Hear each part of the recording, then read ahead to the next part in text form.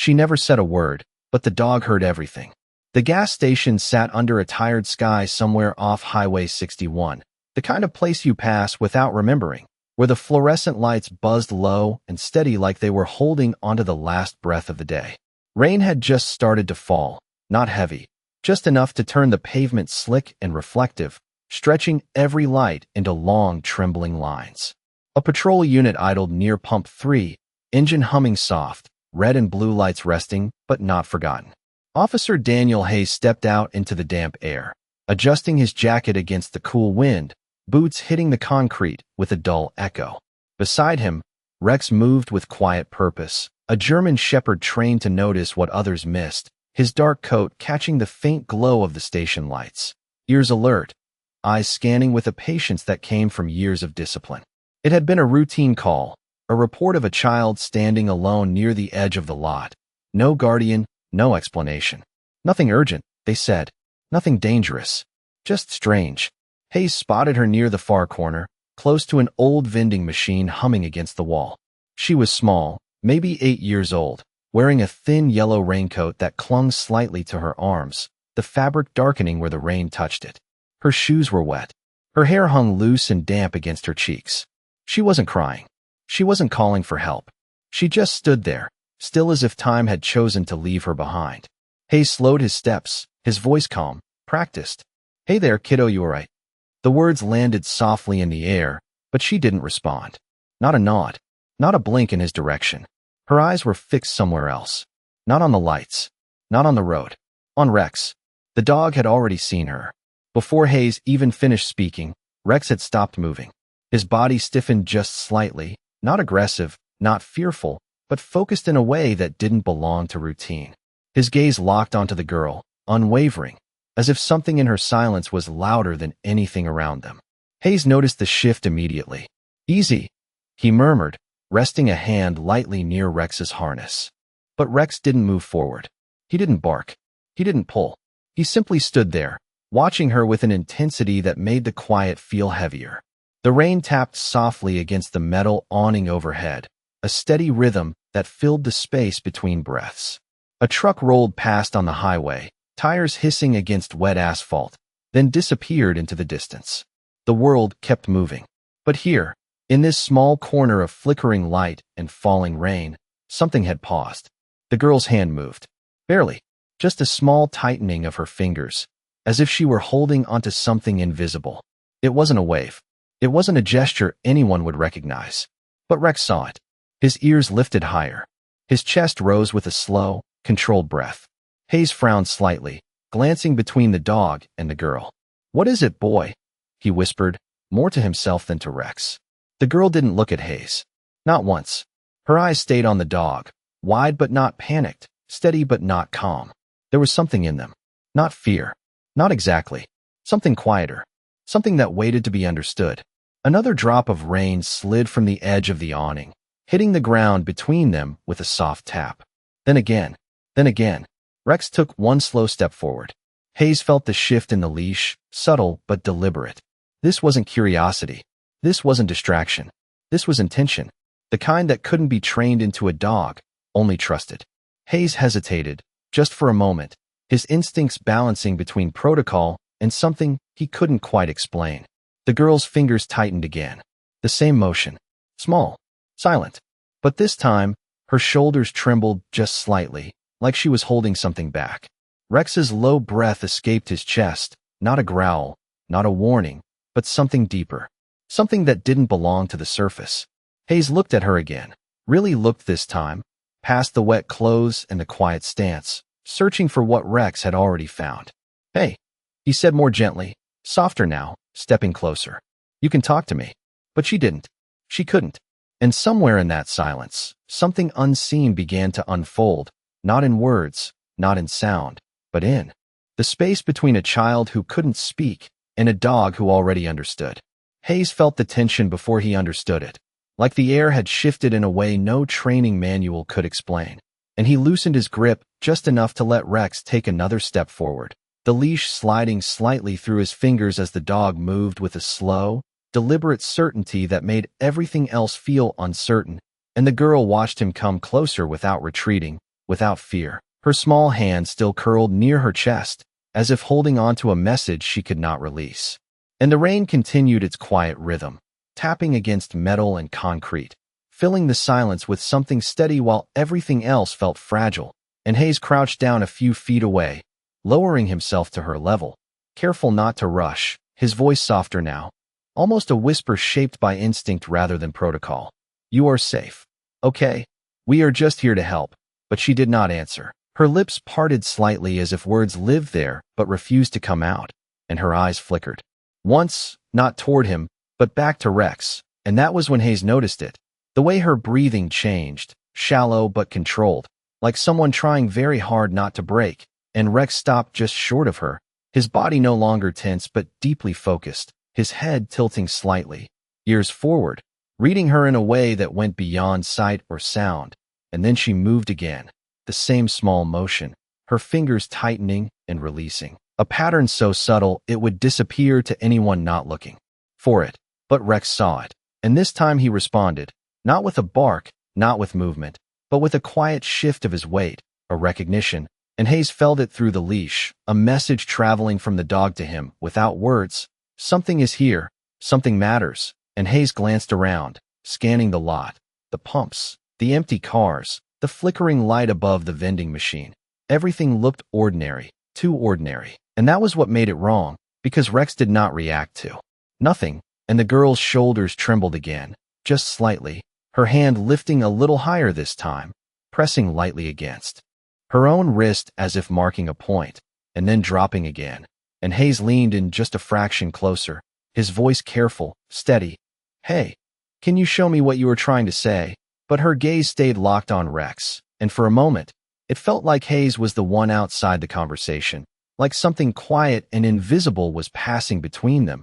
And then Rex moved again, a single step to the side, his nose lowering slightly, not toward the girl, but toward the ground near her feet, and he inhaled, slow and deep, drawing in something the rain had not washed away, and his posture changed, not alarmed, but certain, and Hayes followed that shift, his eyes dropping to the wet pavement, where faint marks barely visible stretched away from where she stood, not footprints exactly, but impressions, disturbed water, a subtle trail leading toward the far end of the lot where a row of parked vehicles sat under dim light. And Hayes felt his pulse pick up, not from fear, but from realization. Something had happened here, something recent, and the girl's hand tightened again, faster this time, more urgent, her breath catching just enough for Hayes to hear it, and Rex lifted his head, turning slightly toward that same direction, his body aligning with the faint path as if guided by something deeper than scent. And Hayes exhaled slowly, the weight of decision settling in. This was no longer a routine call, and he rose to his feet, keeping his movements calm, controlled. But inside something had shifted. Trust the dog. He had heard it 100 times, but this was different. This was not training. This was something earned in moments like this. And he looked back at the girl, really looked, seeing not just a child standing alone in the rain, but someone trying with everything she had to be understood without a voice. And he gave a small nod, not expecting her to respond, but offering something steady. "Okay," he said quietly, almost to himself. "I am listening." And Rex stepped forward again, this time with purpose, guiding them both away from the safe circle of light and into the quiet uncertainty waiting just beyond it, where whatever truth the girl carried in silence was beginning to take shape. The farther they moved from the shelter of the overhead lights, the more the world seemed to narrow into small, deliberate details, the soft crunch of Hayes's boots against wet gravel, the steady pull of the leash, the quiet rhythm of Rex's breathing as he tracked something invisible yet undeniable, and behind them, just a few steps back, the girl followed, her movements hesitant but determined, her small shoes leaving faint impressions that quickly filled with rainwater. And Hayes glanced over his shoulder once, just to make sure she was still there, and she was, close enough to feel part of this strange unfolding, yet distant in a way that made his chest tighten, as if she were walking along a line only she could see. And Rex slowed near the row of parked vehicles, his nose dipping lower, tracing the edge of a faded white pickup truck that sat slightly apart from the others, its paint dulled by time, its windows dark, and the rain slid down its sides in thin, uneven lines, distorting reflections into something uncertain, and Rex circled once, not rushed, not frantic, but precise, as though confirming what he already believed, and Hayes felt that certainty build again, the quiet kind that did not shout but refused to be ignored, and he stepped closer to the truck, his hand resting lightly near the door handle without touching it, his eyes scanning for anything out of place, any sign that would turn instinct into fact, but everything looked still, too still, and the hum of the distant highway seemed to fade, leaving only the soft patter of rain and the low electrical buzz from the gas station behind them. And then Rex stopped completely, his body angled toward the back of the truck, his head lifting slightly as if listening, not to a sound, but to a presence, and Hayes followed that line, moving slowly around to the rear, where the truck bed sat covered by a weathered tarp secured loosely at the edges, the fabric shifting slightly with the breeze, and, for a moment, Hayes hesitated, not out of fear, but out of respect for the unknown, because whatever waited beneath that tarp had already reached the girl before it reached him, and he could feel that weight now, pressing gently but firmly against his instincts, and behind him, the girl stopped walking, her breath catching just enough to be heard, and when Hayes glanced back, he saw her hand rise again, the same motion, but this time it lingered longer, her fingers pressing into her wrist as if marking something important, and her eyes flickered toward the truck, then back to Rex, and something in that exchange settled it. This was not random, this was not coincidence, and Hayes nodded once, more to himself than to anyone else, and reached out slowly, carefully lifting the edge of the tarp just enough to look beneath, and the space inside was dim, shadowed, but not empty. There were items stacked irregularly, a duffel bag, a folded blanket, small things that suggested movement, travel, interruption, and Rex leaned in slightly, not entering, but observing, his breath steady, controlled. And then he exhaled softly, a sound that carried meaning Hayes could not translate but felt all the same. And Hayes lowered the tarp back into place, his mind working quickly now, connecting pieces that did not yet form a complete picture but pointed clearly in one direction. Something had been here, something recent, and the girl had known, not through words, but through whatever silent language had brought her to this exact place. And Hayes straightened, turning back toward her, his voice quieter now, more certain. "You brought us here," he said, not as a question, but as an understanding, and she did not answer. But her shoulders eased just slightly, as if the weight she carried had shifted, even if only a little, and Rex stepped back from the truck, his gaze returning to her, steady, unwavering, as if waiting for what came next, and Hayes felt it too. This was not the end of the signal, just the beginning, because whatever truth had drawn them here was still unfolding, still waiting, just beyond what could be seen, and for the first time since stepping into the rain, Hayes realized something deeper than protocol had taken hold. He was no longer leading this moment. He was following it, guided by a child who could not speak, and a dog who already understood. The rain softened to a fine mist, the kind that lingered in the air more than it fell, clinging to skin and fabric in silence. And Hayes stood there for a moment longer beside the truck, feeling the weight of something unfinished pressing at the edges of his thoughts, while Rex shifted again, not away, not back, but slightly forward and to the right, as if the story did not end at the truck but merely paused there. And Hayes followed that subtle cue, his eyes scanning beyond the row of vehicles toward a darker stretch near the edge of the lot where a narrow service road curved behind the station, half hidden by a line of overgrown shrubs and a flickering security light that buzzed with uneven rhythm. And the girl took another step closer, her small figure now just a few feet behind him, her breathing quieter but steadier, as if being understood had given her just enough strength to keep going. And then she lifted her hand again, slower this time, her fingers pressing against her wrist and then releasing, repeating once more with a faint tremble, and Hayes watched closely now, no longer guessing, no longer dismissing, but trying to read the pattern the way Rex did, not as a gesture, but as a signal, something repeated for a reason, something meant to be followed, and Rex responded instantly, his head turning toward the service road, his body aligning with that direction as if a path had just revealed itself. And Hayes exhaled slowly, the decision already made. somewhere deep inside him. And he stepped forward, guiding Rex but also allowing himself to be guided. The leash no longer a tool of control, but a quiet connection between instinct and understanding. And as they moved away from the truck, the world behind them seemed to fade, the bright pumps and vending machines shrinking into distant shapes, while the shadows ahead grew more defined, more real, and the ground beneath their feet changed from smooth pavement to uneven gravel, each step producing a soft crunch that echoed faintly in the stillness. And the air carried a different scent here, damp earth, rust, something older, something less touched by routine, and Rex's pace slowed again, his nose lowering, tracing along the edge of the road where faint tire marks curved inward and disappeared behind a cluster of bushes. And Hayes noticed it too now, the way the ground had been disturbed, not by time, but by something recent, something deliberate, and he crouched briefly, running his fingers just above the surface without touching it, as if proximity alone might tell him what he needed to know. And behind him, the girl stopped once more, her hand rising again, but this time it hovered in the air, for a second longer before pressing firmly against her wrist, her eyes closing just for a moment. And when she opened them again, there was something new there, not fear, not even urgency, but a quiet insistence, as if she were saying without words that they were close now, closer than before. And Rex lifted his head, his ears twitching slightly, catching something carried on the faintest shift of wind, and he stepped forward again, one step, then another, leading them past the bushes and onto the narrow path where the light from the station barely reached, leaving everything ahead washed in dim gray shadow. And Hayes felt the change immediately, the sense of stepping into a space where answers lived just out of sight, where every sound seemed sharper, every movement more significant.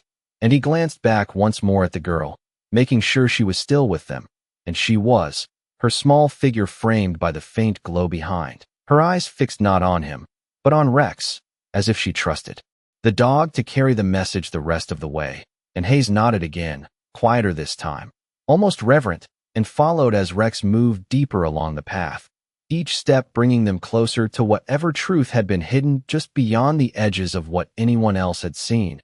And in that moment, Hayes understood something he could not put into words. This was not just about finding something. It was about listening to something that had been there all along, waiting for someone willing to see it. The path narrowed as they moved deeper behind the station, the gravel giving way to damp soil that softened each step, absorbing sound until even their presence felt muted, and the faint glow from the gas station lights faded into a distant haze behind them, leaving only the dim flicker of the lone security lamp that struggled to reach this far, casting long, uncertain shadows that shifted with every movement. And Rex slowed again, his body lowering slightly as his focus sharpened, his nose tracing closer to the ground now, following something that had lingered despite the rain. And Hayes could feel the change in him, the transition from searching to confirming, the quiet certainty that something was here, something just ahead. And Hayes's breath steadied as he matched that pace, his senses narrowing, his attention drawn to every small detail, the faint indentation of tires pressed into the mud, the broken line of grass where something had passed through not long ago. And behind him, the girl stepped carefully, her small hands now held close to her chest, no longer signaling but holding still, as if she had already said everything she could, and now it was up to them to finish the message. And then Rex stopped completely, his body still but alert, his ears lifting, his head turning slightly toward a cluster of bushes just off the narrow path, where the ground dipped slightly and the shadows seemed thicker, heavier, as if they held more than darkness alone. And Hayes followed his gaze, stepping closer with measured caution, his boots sinking slightly into the soft earth. And he paused just before the bushes, listening, not for noise, but for absence, for the kind of silence that meant something was waiting. And Rex let out a low breath, not a growl, not a warning, but a signal of presence. Something is here. And Hayes reached forward slowly, parting the branches just enough to see beyond. And there, partially hidden from view, was a small structure, not a building exactly, but a narrow storage shed, old and weathered, its wooden panels darkened by years of exposure, its door slightly ajar, just enough to suggest it had not been closed with care. And the Sight of it sent a quiet realization through Hayes. This was not random. This was deliberate.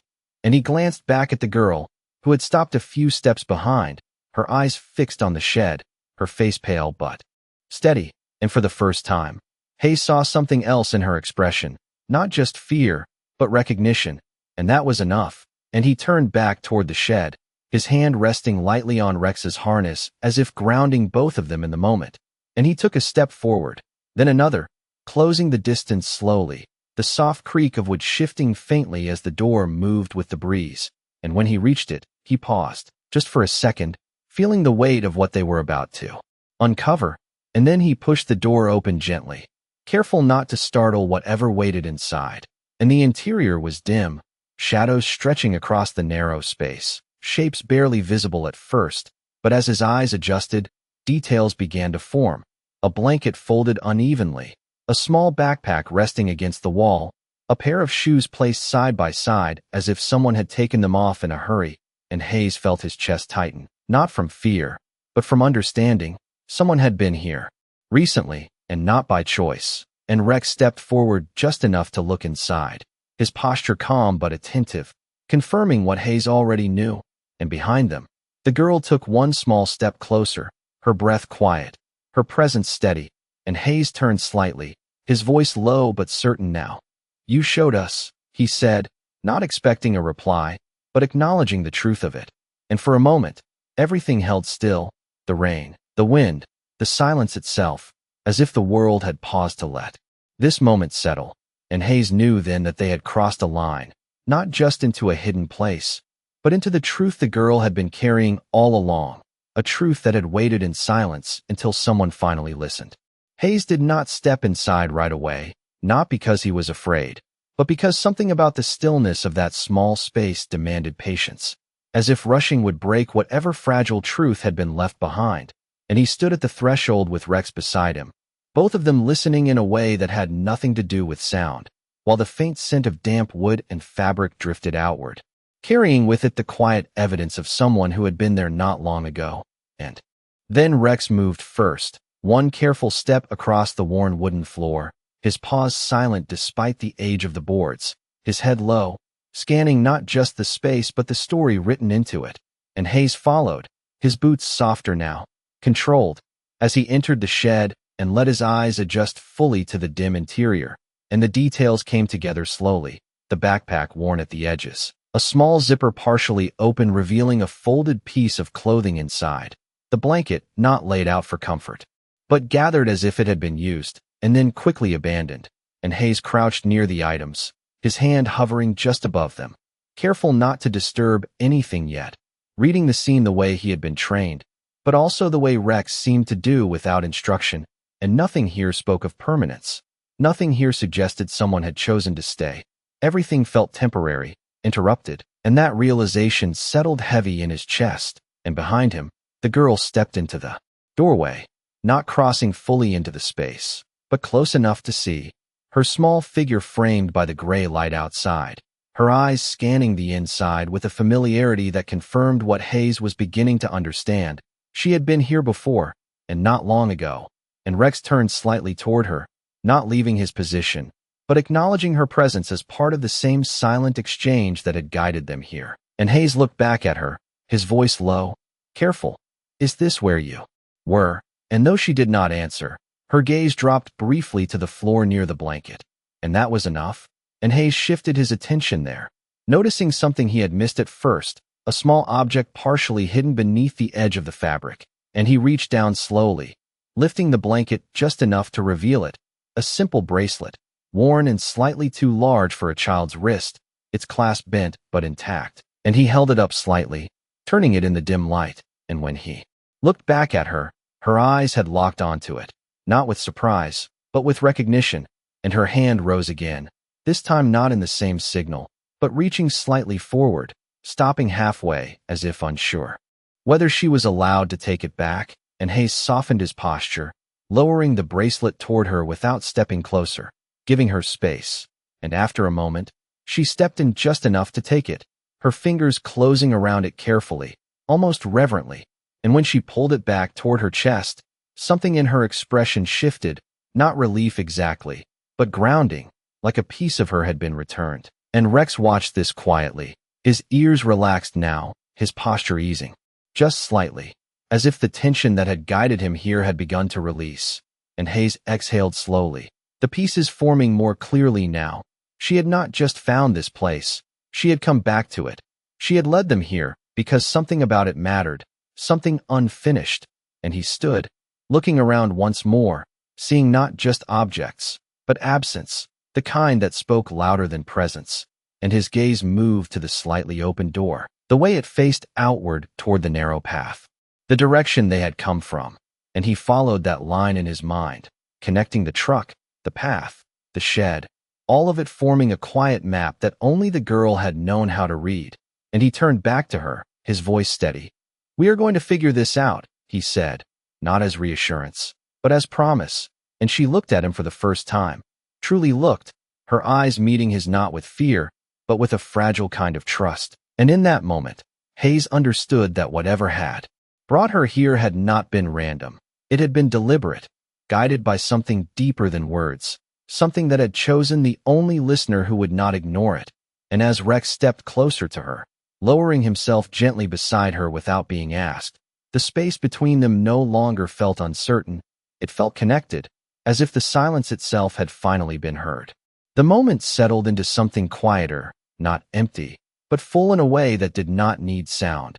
And Hayes remained still for a few seconds, letting the space speak in its own language, the faint creak of the wooden walls, the distant hum of the highway barely reaching through the trees, the soft rhythm of the girl's breathing as she held the bracelet close to her chest. And Rex stayed beside her, his body grounded, calm now, but not finished, not yet, because even in that stillness, something in him remained alert, a thread not yet released. And Hayes noticed it, the way Rex's ears shifted once more, the way his gaze drifted not back toward the path they had taken, but toward the far corner of the shed, where the shadows seemed deeper, layered in a way that felt intentional. And Hayes followed that line slowly, his eyes narrowing just slightly as he stepped closer, careful not to disturb anything unnecessarily. And at first it looked like nothing more than old boards and stacked debris, but then the shape revealed itself, a small wooden panel, slightly out of place against the wall, its edges worn but recently moved. And Hayes felt the quiet pull of realization again, the kind that did not rush but settled firmly. And he crouched down, his hand hovering just above the panel before he touched it, testing the weight, the resistance. And when he pressed gently, it shifted, just enough to confirm what Rex had already sensed. And Hayes glanced back once at the girl, who stood watching, her expression tightening slightly, not in fear, but in recognition, as if she had been waiting for this exact moment. And Rex stepped closer as well, his presence steady, supportive, as Hayes carefully pulled the panel aside, revealing a narrow space behind it. Not large, not dramatic, but deliberate, a hidden compartment built into the wall itself. And inside, there were more items, small, personal, arranged in a way that suggested care rather than chaos. A folded piece of paper, a small flashlight, a water bottle half full, things that spoke of someone preparing, someone planning. And Hayes felt his breath slow as the picture became clearer. This had not been a place of accident. This had been a place of waiting, and he reached in carefully, retrieving the folded paper first, his fingers moving with quiet respect as he opened it just enough to see that it held markings, not words exactly, but drawings, lines and shapes that formed something like a map, simple, childlike, but intentional. And when he turned it slightly toward the light, he could make out familiar points, the gas station, the path, the shed, and something beyond, something further down the line. And he looked back at the girl again, holding the paper where she could see it, and her eyes widened just slightly, not in surprise, but in confirmation.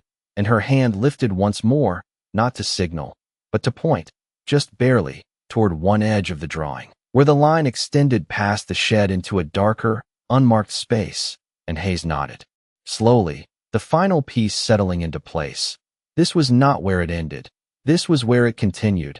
And Rex shifted beside him, his body aligning again with that direction, his purpose renewed, not frantic, not urgent, but steady, like a promise that had not yet been fulfilled.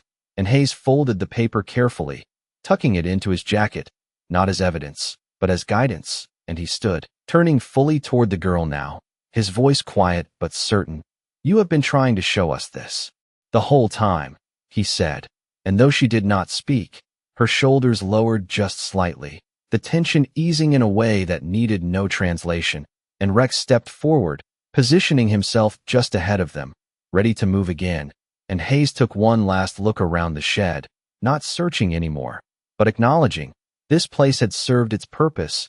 It had held the first part of the truth, and now it was time to follow the rest. And as they stepped back out into the dim gray light beyond the doorway, the rain nearly gone now, the air still and heavy with what came next, Hayes understood something deeper than before. This was not just about finding answers. It was about honoring the path that had been laid in silence, piece by piece, by someone who had trusted that eventually someone would listen.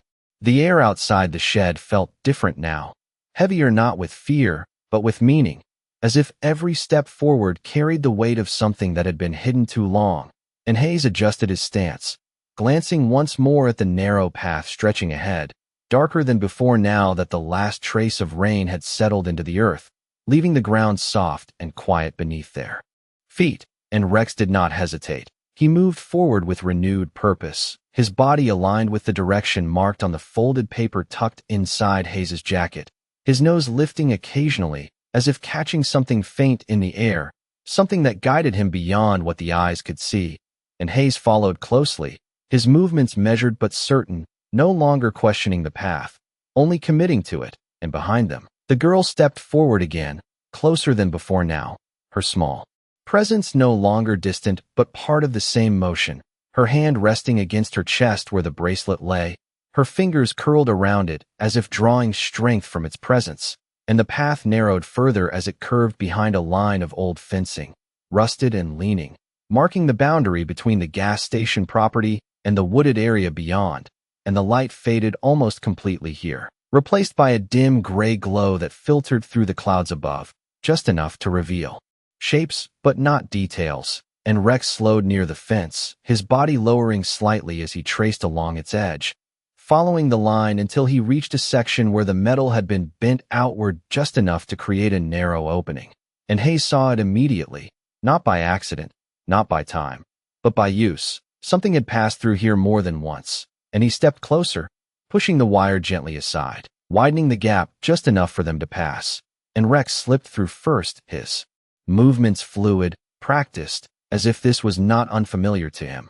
And Hayes followed, careful of the sharp edges, and then turned back briefly, offering his hand without words, and the girl stepped forward, taking it for just a second as she crossed through, her grip light but steady, and once they were on the other side, the world changed again, the ground softer, the air cooler, the silence deeper, broken only by the distant sound of leaves shifting in the wind, and Rex moved ahead a few more yards before stopping, his head lifting, his ears catching something that did not belong to the stillness. And Hayes paused behind him, listening, his own breath quiet, his senses stretched thin, and then he heard it too, not a voice, not a call, but something softer, something almost lost in the distance, a faint sound that might have been missed if they had not been searching for it. And Rex stepped forward again, more slowly now, more carefully, his movements deliberate as he followed the direction of that sound, weaving between the trees, his path guided by something beyond sight. And Hayes felt the urgency rise, not panic, but purpose, the kind that comes when something fragile is close. And he kept pace, his eyes scanning ahead, searching for any sign that would bring the unseen into view. And behind him, the girl moved without hesitation now, her steps quicker, her breathing uneven but determined, as if she knew exactly where they were going, even if she could not say it. And then Rex stopped again, this time more suddenly, his body still, his focus locked on a spot just ahead where the ground dipped slightly into a shallow clearing. And Hayes stepped beside him, his gaze following, and there, partially hidden among the low branches and fallen leaves, was something small, something that did not belong to the natural shape of the place, a figure, still but present. And Hayes felt his chest tighten, not from fear, but from recognition, and he moved forward slowly, careful, respectful, and as the distance closed, The details came into view. A person sitting against the base of a tree, wrapped in a jacket too thin for the cold, their head resting forward as if exhaustion had taken over, and Rex approached gently, not rushing, not alarming, just present, his presence calm and grounding. And Hayes knelt a few feet away, his voice low, steady. "Hey, we are here." And the words seemed to settle into the space like something long overdue. And behind him, the girl stepped forward into the clearing, her hand tightening around the bracelet once more, her eyes fixed on the figure. And in that quiet moment, everything aligned. The path, the signals, the silence, all leading here. To the truth she had carried without a voice, finally seen, finally understood. The clearing held its breath as Hayes remained kneeling, his voice still lingering in the cool air, soft but steady. And for a moment nothing changed, the figure beneath the tree unmoving except for the faint rise and fall of breath that confirmed life was still there, quiet and fragile. And Rex stepped closer, slow and deliberate, his posture lowered in a way that spoke of calm rather than command, his presence offering something wordless yet deeply understood. And as he reached the edge of the figure's space, he stopped, sitting down gently, his eyes fixed not with urgency, but with quiet reassurance, as if saying without sound that the wait was over. And Hayes watched carefully, his instincts alert but tempered, recognizing that this was not a moment for force or fear, but for patience. And behind him, the girl moved forward, her steps small but certain, her breath uneven but determined. And when she reached Hayes's side, she did not stop. She kept going, past him, past Rex, until she stood just a few feet from the figure beneath the tree, and her hand, still holding the bracelet, lifted slowly, trembling now not from fear but from something deeper, something that had been held in for too long. And she took one more step, and then another, until she was close enough that the distance between them was no longer space, but connection. And the figure stirred slightly, not fully awake, not fully aware, but present enough to respond to something familiar, something known. And Hayes felt it then, the shift, subtle but undeniable, the moment where silence began to give way to understanding. And the girl knelt down, her movement careful, respectful, her hand reaching forward just enough to touch the sleeve of the jacket worn by the figure. And she did not speak. She could not, but she did not need to, because in that touch, everything she had been trying to say was finally heard. And the figure responded, slowly, eyes opening just enough to meet hers. Confusion at first, then recognition, and something softer, something that eased the tension in their expression. And Hayes exhaled quietly, the weight in his chest lifting just enough to let clarity in. And he stepped closer, not to interrupt, but to support, his voice low, grounding. "You are safe now," he said, the words simple but steady. And Rex remained where he was, watching, present, his role fulfilled not through action, but through trust. And the girl's shoulders lowered as if something inside her had finally been released, her grip on the bracelet loosening slightly as she held it between them. A small piece of truth returned to its place. And Hayes reached for his radio, speaking calmly, giving just enough information to bring help without breaking the quiet of the moment. And as he did, he looked back at the girl, really looked this time, seeing not just a child who had been silent, but someone who had carried something heavy and had chosen not to let it remain hidden. And Rex shifted slightly, moving closer to her now, lowering himself beside her once more, his presence steady and warm. And she leaned just slightly toward him, not out of fear, but out of trust, her hand resting gently against his fur as if anchoring herself to something real, something that had listened when no one else could. And the trees around them stood still, the wind barely moving through the branches, the world quiet in a way that felt earned. And Hayes understood then, not in words, but in something deeper, that this moment was not about what had been found, but about how it had been found, through silence, through instinct, through a connection that did not ask for explanation. And as distant lights began to flicker through the trees, approaching slowly, bringing the promise of help and safety, Hayes remained where he was, grounded in the quiet truth of it all, that sometimes the loudest cries are never spoken, and sometimes the ones who hear them first are not human at all, but something just as faithful, just as willing to listen. And as the girl sat there beside Rex, her breathing finally steady, her eyes no longer searching, only resting. The night seemed to soften around them, as if even the world itself had paused, just for a moment, to honor the quiet miracle that had just unfolded.